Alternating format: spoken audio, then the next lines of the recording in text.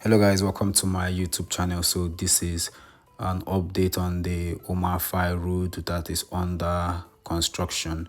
So I was bringing you guys update last year, to show you what was going on here, and this is actually what is happening in this new year 2026. You can see how far they have come. I believe that it won't be long before asphalting of this road commences. So kindly watch the video down to the end if you can. Tell me what you think in the comment section. I believe that this road very soon will be very okay for people to use, to be open, even though people are still making use of it.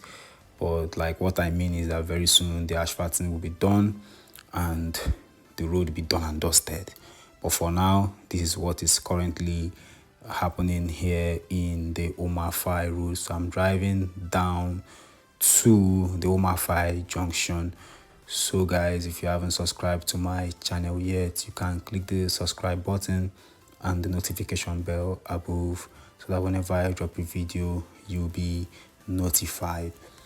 So guys, when you notice all the roads linking to Ekotepene road, let me not say all the roads, but most of the roads linking to the Ekotepene road, especially around the area of the Ahike, Lodudem, all those areas, you would notice that they are all under construction. I believe maybe the reason why they are constructing the roads along the Ekotepene road is to decongest the Ekotepene road, because you agree with me that a lot of, is it gridlock or go slow or what you call it, happens on that road. That road is not wide enough.